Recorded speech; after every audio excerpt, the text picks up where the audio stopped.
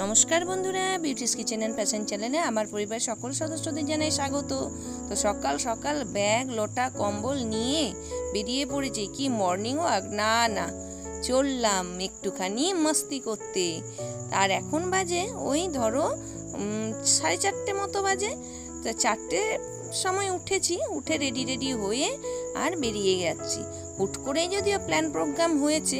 আর এটা হলো আমাদের সরসুনার বাস স্ট্যান্ড। এই প্রথম যে 5টার এল রয়েছে, এলটা ধরেই হাওড়াতে আসার প্রোগ্রাম রয়েছে। যদিও সত্যি কথা কোনো প্ল্যান ছিল না, হুটহাট করেই প্ল্যান প্রোগ্রাম করে বেরোনো। সত্যি আগের থেকে প্ল্যান প্রোগ্রাম করলে কোনো প্রোগ্রাম দেখবে সবসময় ঠিকঠাক, মানে আমার ক্ষেত্রে প্ল্যানটা সাকসেস হয় না। আর দুম করে আমি যে কোনো জিনিস করি প্রোগ্রাম, সেটা ঠিক সাকসেস হয়। তা আমারও তাই। সামার ভ্যাকেশন তো পড়ে গেছে, তা আমি এই ব্যাগপত্র নিয়ে লোটা কম্বল গুছিয়ে মেয়েকে নিয়ে চললাম বাপের বাড়ি।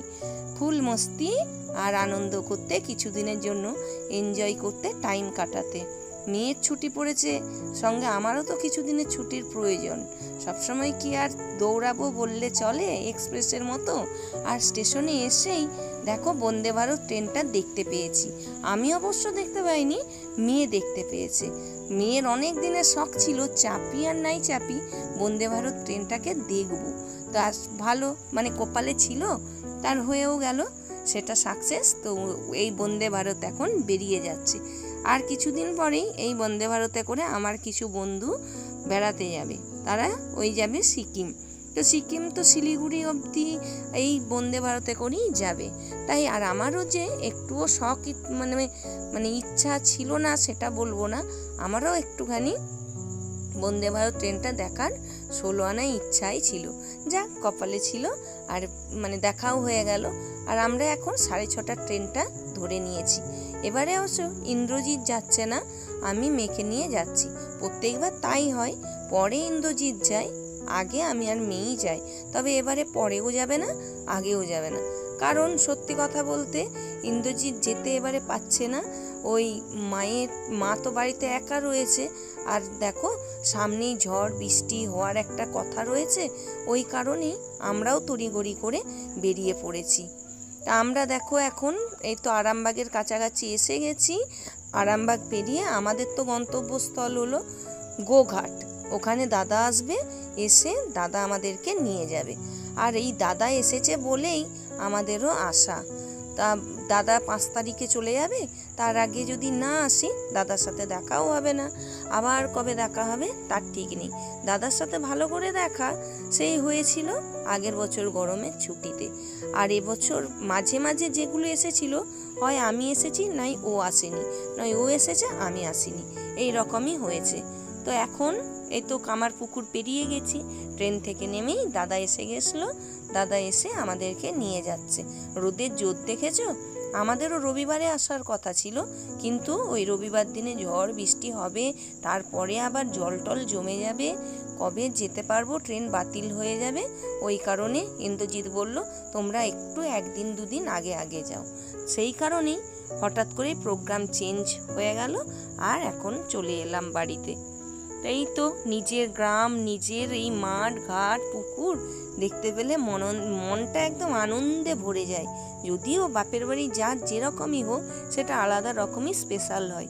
আমারও তাই, বাড়ি একটা আলাদা স্পেশাল। তা আমি বাড়ি এসেই ড্রেস চেঞ্জ করে নিয়েছি।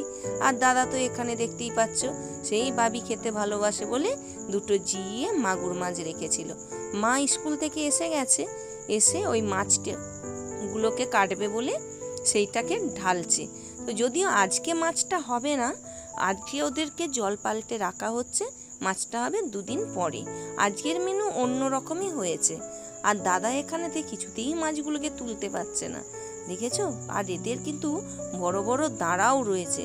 যদি ওই কাঁটা বিঁধে যায় তাহলে কিন্তু একদম মানে রক্ষে নেই, জ্বর অবধারিত আসবেই আসবে।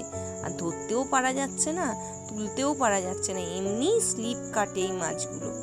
দেখেছো কিরকম একদম তরতাজা মাছগুলো। আর এই সব গ্রামেতে টাটকা টাটকা শাক সবজি মাছ, এগুলো তো আলাদাই পুষ্টি উপকার, জানোই। আর আমি যদি এই সব মাছ অতটা পছন্দ করি না, আর এত রোদের জোর যেন আজকে, আমি না একদম সেই ক্লান্ত হয়ে গেছি, শরীর প্রচণ্ড খারাপ হয়ে গেছে।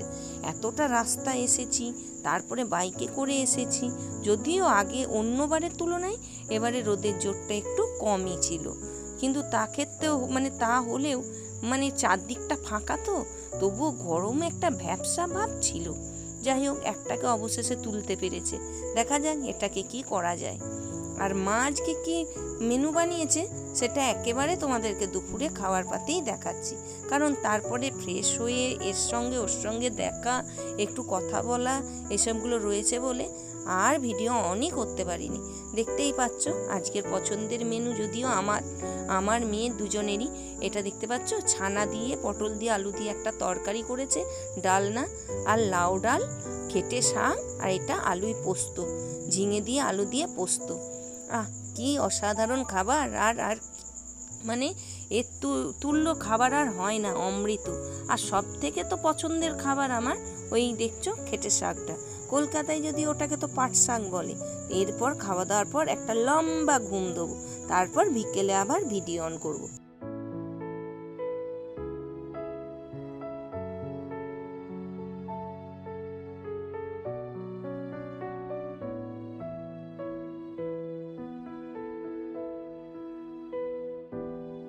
তা এত ক্লান্ত ছিলাম আমরা যে ঘুমিয়েই পড়েছিলাম, মা এই ডাকতে তারপরেই উঠলাম। আমাদের ঘরের পেছনে সেই ত্রিশূলের মতন একটা তাল গাছ ছিল, ওটা অনেক দিনের তাল গাছ। আমরা তো জন্মগত ওইভাবেই দেখে বড় হয়েছি। আর ওই তাল গাছটাই একটা পাটকে কেটে ফেলতে হয়েছে, 3টে জোড়া একসাথে ছিল, একটাকে কেটে দেওয়া হয়েছে, অঙ্গ একটা বাদ যায় বলে না, সেরকম। সেই কারণেই ওই গাছটাতে দেখো এত তাল ফুলেছিল। আর ওই তালই, আর কলকাতাতে দেখবে এই যে এই সময় তাল শাঁস বিক্রি হয় না, তা আমাদেরও তাই। এই যে তাল বিক্রি কিন্তু হয়নি, আমাদের গ্রামে কোনো জিনিস এইসব বিক্রি হয় না, এগুলো নিজেদেরই সব থাকে, গাছের পেরে খায়, এইসব করেই কাটে। তো এখানেতে বাজারে এইভাবে তাল শাঁস বিক্রি হয়নি। তা মা ওই তাল গাছটা কাটার সময় এই এক কাঁদি তাল ঘরে নিয়ে এসে রেখেছিল। সবাই এখানেতে ভাগাভাগি করে জিনিস নিয়ে যায়, শুধু যে একজন নেবে তা নয়। ওই একটা তাল গাছ কাটা হয়েছিল, তারই এটা তাল। আর সেটাই এখন দাদা এখন কেটে দিচ্ছে আমাদেরকে। কলকাতাতে তো সবই কিনে খাওয়া, আর এখানেতে তো সেই সব নেই। তো এইটা একদম অন্য রকম একটা আনন্দ। তো দেখো কি সুন্দর নরম নরম একদম শাঁস। কলকাতারটা যদিও একটুখানি দেখবে শক্ত শক্ত হয়ে যায়। আর বাবি তো ভীষণ খুশি, যদিও সত্যি কথা ওই রকম একটা তাল গাছ কেটে ফেলা হলো বলে মনটা সত্যিই খুবই খারাপ, কারণ আমরা তো জন্মগত ওইভাবে দেখেছি ওই গাছটায় আলাদাই ধরনের একটুখানি ভালোবাসার জিনিস ছিল। যা কি আর করা যাবে, রাস্তা তৈরি হচ্ছে, উন্নতি হচ্ছে, তার জন্য কিছু তো একটু চেঞ্জ হতেই হবে। এই তাল শাঁস তো কাটা হলো, খাওয়া হচ্ছিল, হতে হতেই মেঘটা দেখছি একটুখানি বেশ ধরছে আর গুরুম গারুম আওয়াজ হচ্ছে। আর এই দেখো বাড়ির সামনেটাতে ঢালাই রাস্তা হবে, তার জন্যই বেশ চওড়া করে কাকড় ঢেলেছে আর রোলার দিয়ে পিষিয়েওছে, এইভাবেই তৈরি রয়েছে, পরে আবার হবে। তাই মেঘটা ধরে বৃষ্টি হওয়ার আগে বাবিকে নিয়ে একটুখানি আমার পাড়াটা ঘুরেই আসি। দুর্গা মন্দিরের এক চত্বর বিকেলবেলায় না মারলে জানি মনে হয় শান্তি হলো না, কি একটা অপূর্ণ থেকে গেল। তাই বেরিয়ে পড়েছি দুর্গা মন্দিরের সামনে, একটুখানি যাই, ঠাকুরকেও নমস্কার করে আসি। মধ্যে এক পশলা ঝড় বৃষ্টি এসেই গেল। বেশ গরম ছিল, সকালবেলার দিকে বলছিলামই এত গরম ছিল যে পারা যাচ্ছিল না, একদম মারাত্মক গুমসুনি গরম ছিল। আর সামনেই যেহেতু ঝড় আসছে রেমাল, তার জন্যই মনে হয় এরকম ওয়েদারটা হচ্ছে, একটু একটু করে পরিবর্তন। আর তাই এক পশলা এরকম ঝমঝমিয়ে বৃষ্টি নেমে পড়েছে। আমরা তো এখন সবাই বসে আছি, তবে দেখো গদগদ করে যে বৃষ্টি সেটা হচ্ছে না, ছাঁচাও ভিজছে না, অল্প স্বল্প ঝড় হাওয়া দিচ্ছে আর এরকম সুন্দর টিপটাপ টুপটাপ করে বৃষ্টি পড়ছে। এইরকম গ্রামের এই বৃষ্টির ওয়েদার, প্রাকৃতিক দৃশ্যটা কিন্তু অন্য রকম হয়, মনোরম দৃশ্য। সত্যি এটা বেশ বেশ শান্ত শিষ্ট পরিবেশ, চুপচাপ, বেশ ভালো লাগছে। তবে কি বলতো, এই যে ঝড় বৃষ্টি হবে এক্ষুনি দেখবে কারেন্ট অফ হয়ে যাবে। আর বিকেলবেলায় যেন বেরিয়েছিলাম, প্রত্যেকেই বলছে কিছুদিন আগে কেন আসলাম না, কারণ আমাদের যে নিজস্ব মন্দির রয়েছে মনসা মন্দির, সেখানে হরিনাম বসেছিল। প্রত্যেক বছর যেমন বসে এবছরও বসেছিল, তবে এটা অনেক পরে হয়, দশরের সময় হয়, কিন্তু এবারে ভোটের কারণে অনেক আগেই এই নাম কীর্তনটা হয়ে গেল। তাই জন্য বলে আসলি না পাল পরবের দিনে, সবাই চায় বাড়ির মেয়েরা আসলে খুশিই হয়, কিন্তু কি আর করব, পড়াশোনাটা তো আগে, সেই কারণেই আসতে পারলাম না। তো খাওয়া দাওয়া তো আমাদের এখন পুরো কমপ্লিট হয়ে গেছে। এখন তো 10:51 মতো বাজে, মানে প্রায় 11টাই ধরো। আর এদিকে তো প্রচুর পরিমাণে হাওয়া ঝড় দিতে শুরু করেছে, জানি না এইদিকে কতটা এফেক্ট পড়বে। তবে কলকাতায় তো বারবার দেখাচ্ছে যে কলকাতাতে নাকি মারাত্মক ঝড় বৃষ্টি হবে।